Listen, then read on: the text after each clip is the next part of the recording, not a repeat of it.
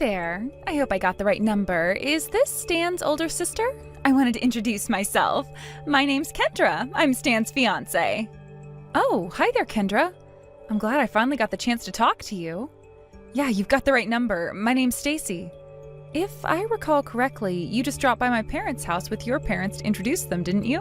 I'm really sorry I missed that. I wanted to come and meet you and your family, but my company dropped a last-minute trip out of the state on me that I couldn't get out of. Oh yeah, your parents told me all about that. It was really great news. I get it. You're one of those people who like sarcastic jokes, huh?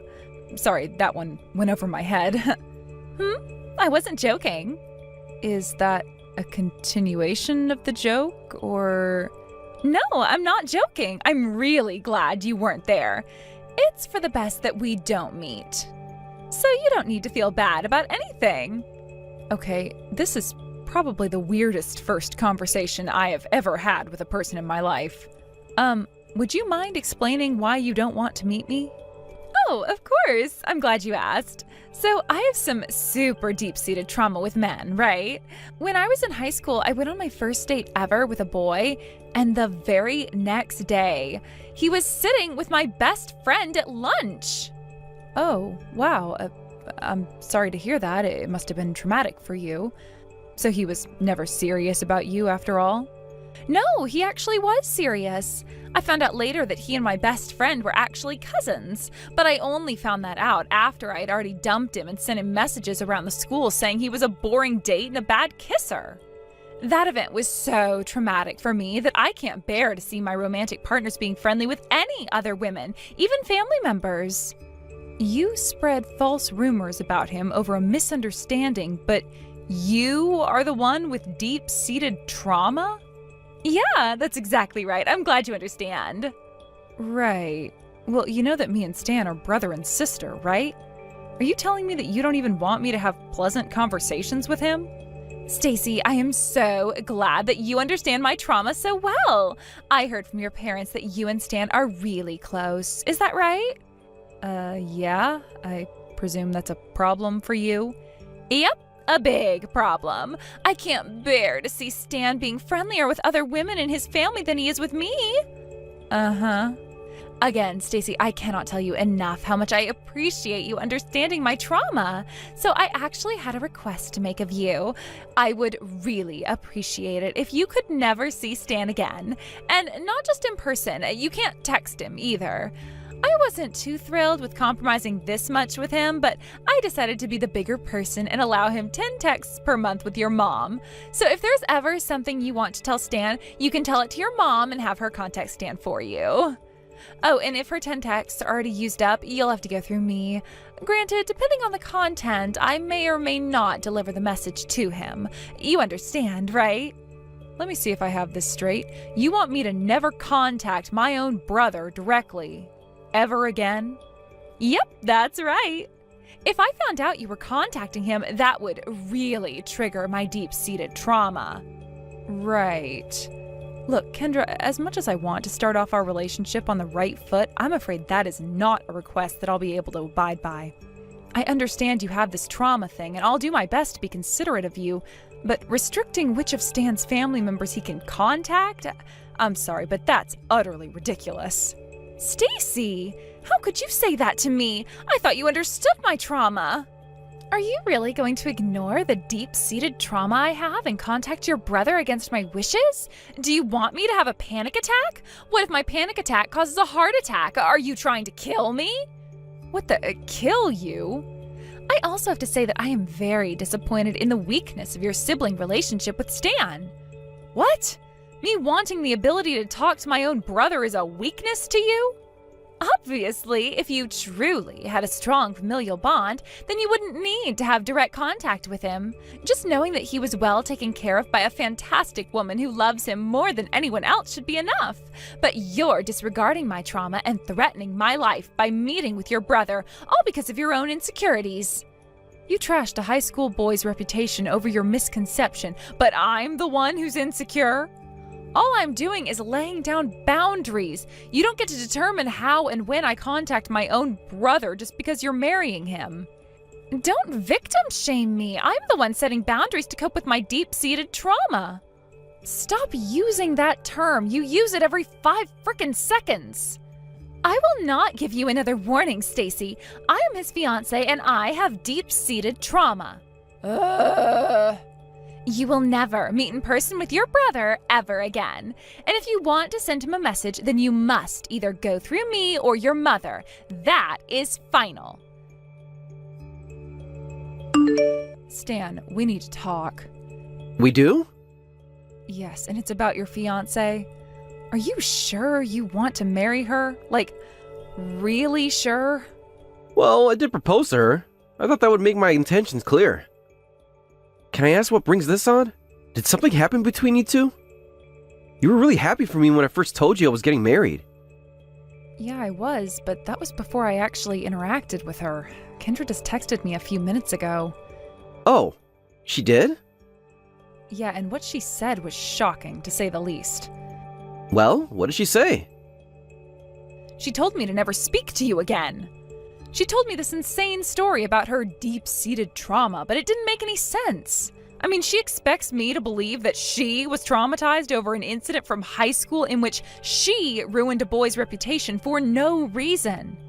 Oh, yeah, she told me about that a while back too. So you knew? Stan, I understand that this is the woman that you proposed to, but I feel like I need to say this is your sister. She seems like she is genuinely unwell. I'm really sorry that she said that to you. Also, thank you for your concern. It means a lot that you would trust me enough to be so direct like that. Now, in Kendra's defense, based on my experience with her, I don't think she's unwell. I think she just worries too much sometimes. You sound like you're not too surprised that she would tell me never to speak to you again. Well, I guess you can say she's done something like this before. Not to blow my own horn, but I've always had a lot of friends, right? Yeah, ever since you were a kid, you always had a huge circle of friends. You've been bringing them around the house for years now, but I still don't even remember most of their names. Even after you went to college, any free time you weren't studying, you were spending with friends. Right, that's something that doesn't really sit too well with Kendra. She doesn't like that you have friends? It's not that. It's just that she's kind of the opposite type of person. She'd rather just have a few super close people that she knows really well than have a bunch of friends like me. So she can't comprehend my relationship with my friends. You know what I mean? I can't remember how many times she's gotten mad at me for spending a Saturday with my friends instead of her. Wow, that must have been difficult for you. Actually, that's the main reason I decided to marry her. Once she's my wife, I'm positive that she'll settle down a bit with the jealousy. I mean, what better way there is to prove my devotion to her than to vow to be there for her for the rest of my life? She won't have a reason to be jealous of my friends or family anymore. I guess you've put quite a bit of thought into this, Stan. Okay, if that's how strongly you feel about her, then I'll respect your decision. You're right, she'll probably loosen up a little bit after your wedding. Thanks for understanding, Stacy. So yeah, in the meantime, I wouldn't take anything she says about cutting off contact with me too seriously. I'll have her apologize to you at an appropriate time in the future. Though she shouldn't have said that to you. Alright, that's fine. You can take your time. I'm in no rush for an apology. You take good care of Kendra then, got it? And try to hold off on making any new friends for a while. Oh, do I have to? Alright, guess the next time I'll see you will probably be at our wedding, huh? I can't wait for you to meet Kendra in person. Kendra, what is wrong with you? You came up from behind me and punched me in the back of the head. Oh, you're awake. I'm glad to hear that. How are you feeling? Think I'm feeling? My head frickin' hurts. You punched me so hard that I passed out. They had to call an ambulance to take me to the hospital. Oh my goodness, they took you to the hospital? Yeah, you knocked me unconscious. They want to do a CT scan to make sure I don't have any internal bleeding. But you can cut it with the pleasantries, Kendra. You put me in the hospital. Now explain yourself. I hadn't even been at the wedding for a half hour when suddenly I felt a sharp pain in the back of my head, and the next thing I know, I'm on the floor looking at the ceiling. Why did you do that to me? Don't you remember the last time we spoke? It was my deep-seated trauma. Oh, great, not this again. I walked into the room and saw a woman I'd never met talking to Stan, and all the memories of my pain and misery in high school came rushing back. I was sure that you were actually Stan's mistress and had come to break up the wedding. All the shame and rage and sorrow welled up inside me, and I started seeing red. My body started moving on autopilot. I grabbed the nearest heavy object and bashed you over the head with it. You don't seem like you regret anything at all. You haven't even said you're sorry. But I didn't do anything wrong. It was all a big misunderstanding. I would have never hit you if I knew you were Stan's sister. It was all my trauma's fault. You don't think you did anything wrong? You hit me so hard I lost consciousness. You're not going to evade responsibility for that just because of your supposed trauma. And what the hell? You saw a woman talking to Stan, and the first thing that came to your mind was Stan's having an affair with her? First of all, it is not supposed trauma. It is real trauma. I will not allow you to deny my lived experiences. Second, you knew about my deep-seated trauma, and still you violated the boundaries that I set for you. How could you be so insensitive? I believe that I deserve an apology for your flagrant disregard for my emotional well-being and safety. This is completely insane. Insane? That's ableist language. Screw you. You could have actually killed me just now. What was it that you hit me with anyway? A rock or something? No, just an empty vase. Oh, excuse me, it was just an empty vase. You expect me to apologize for violating your psychotic boundaries, but you don't think you need to apologize for a literal assault? Not a chance. I am the one who deserves an apology here, not you. What? How dare you? I went through the emotional labor of confiding in you about my lived experiences and deep-seated trauma, and you're still victim-shaming me? Are you intentionally fitting as many psychobabble nonsense words into your sentences as grammatically possible? You knew it was traumatic for me to see Stan talking to other women. I clearly laid down my boundaries for you, and you violated them on what was supposed to be the happiest day of my life. Therefore, it is only right that you apologize to me and promise that you will never violate my boundaries again. I swear, it's like your only source of vocabulary is the chapter on trauma of a psychology textbook written by a teacher's aide. How can you possibly be playing the victim right now? Because I am the victim. Wow. You know, Kendra, when you first texted me, I thought you were a complete psycho. But now, I don't think I went far enough. You are far worse than just a run-of-the-mill psycho. You need to be locked up in an institution. That is more than enough ableist language out of you, Stacy. There is no room in my life or Stan's life for such a bigoted person as you are. I am marrying your brother today, and you will never see him again. I wouldn't be so sure of that if I were you. Huh? Kendra, do you honestly believe that you haven't done anything wrong? I've taken the liberty of reading the conversation that you and Stacy just had. And to be quite honest, that really is how you feel, then I'm not sure I can do this anymore. I'm sorry, Kendra, but this wedding is canceled. What? Wait a minute. Stacy? Or... oh no. Stan, is that you? Looks like you finally caught on. Didn't you notice that he disappeared from the wedding chapel the moment that Stacy got taken away in the ambulance? That's because I went to the hospital with her. The wedding is canceled and our relationship is over. I'm breaking up with you. So no, you will not be marrying me today, or any other day. Stan, no, you can't do this to me. You said you were gonna marry me. You said you didn't want me to have to worry about losing you anymore. You said that I was the most important person in the world to you. So how could you cancel our wedding and break up with me? Was that all just a lie? No, Kendra, I meant every single word I ever said to you. I proposed to you because I loved you.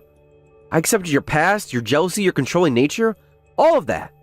Because I thought I could help you heal the damage that your past has done to you.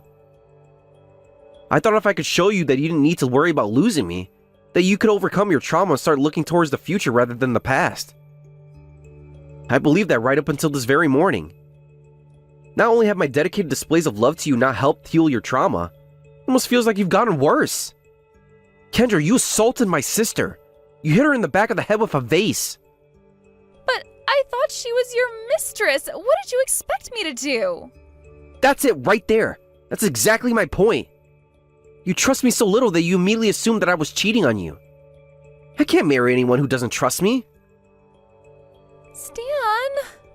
I've done everything you ever asked me to do, Kendra. I erased all my female friends from college from my phone for you. I never went to any party or gathering where other women were present. I loved you and wanted to spend my life with you, so I was willing to make sacrifices for you. And after all of that, you go and assault my sister? But Stan, it was all a simple misunderstanding. I didn't mean to hit your sister. So you admit that you generally thought I was cheating on you?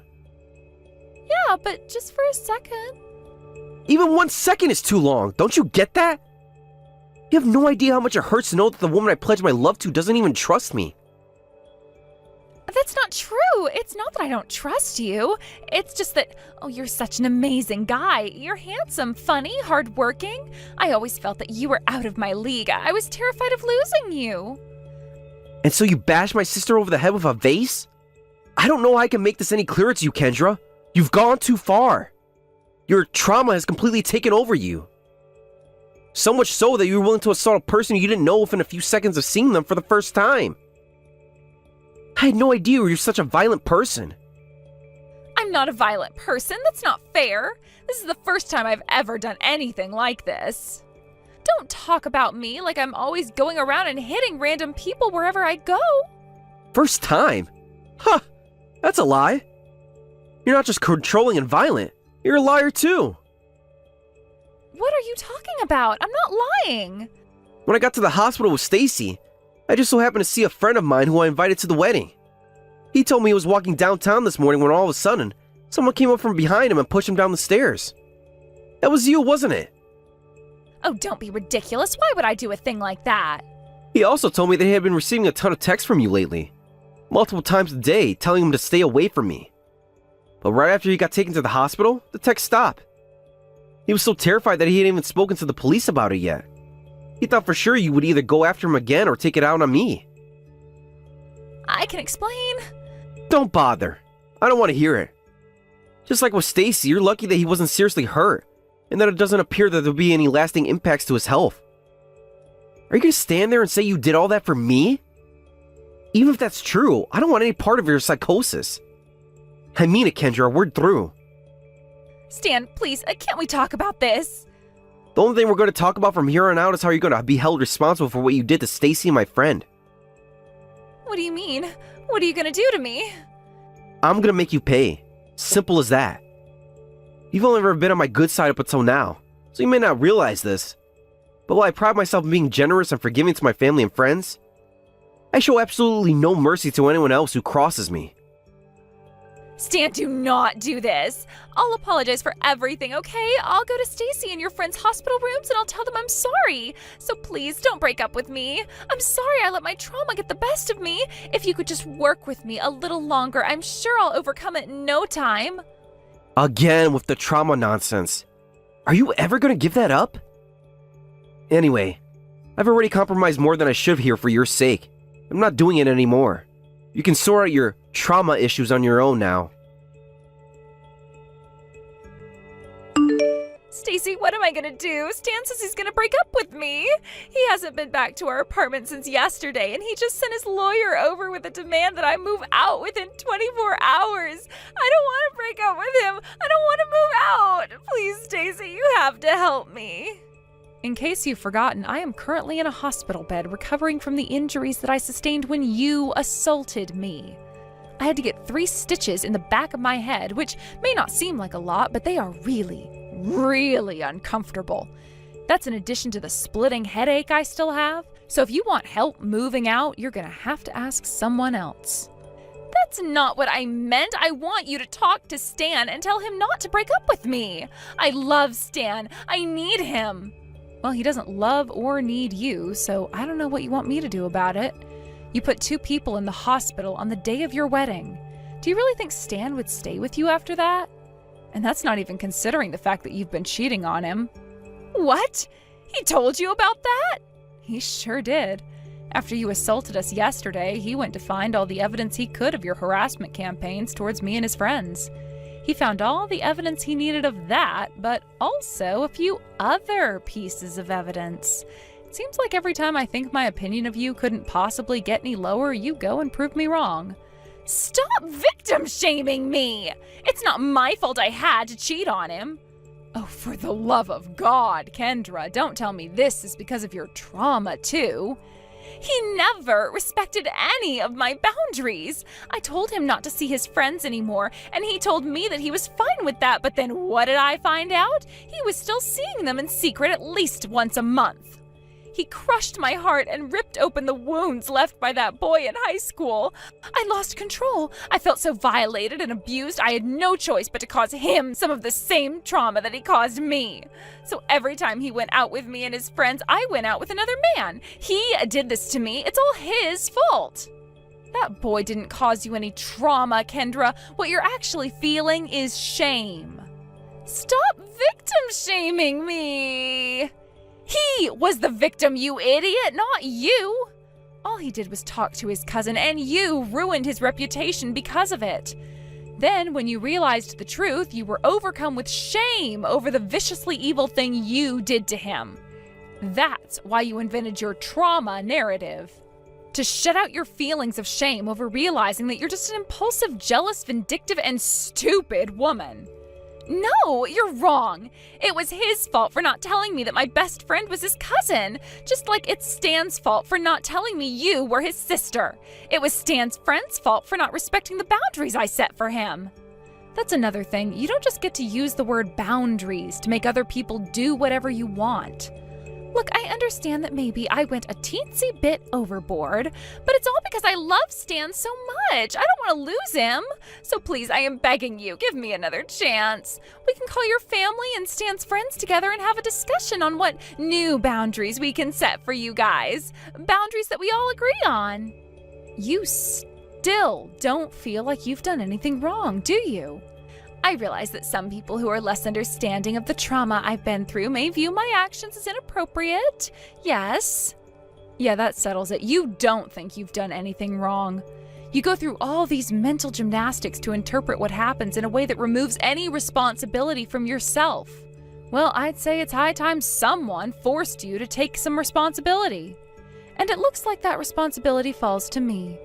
You may not think that you've done anything wrong, but I'd bet a year's worth of my salary that a judge and jury will have a different view of things. What are you saying? Are you gonna sue me? Did Stan ever tell you what it was I do for a living? No. I'm a lawyer. Oh, no. Oh, yes. Do you have any idea how much money I'm losing every day I'm stuck here in this godforsaken hospital? You're going to compensate me for my lost wages and much more.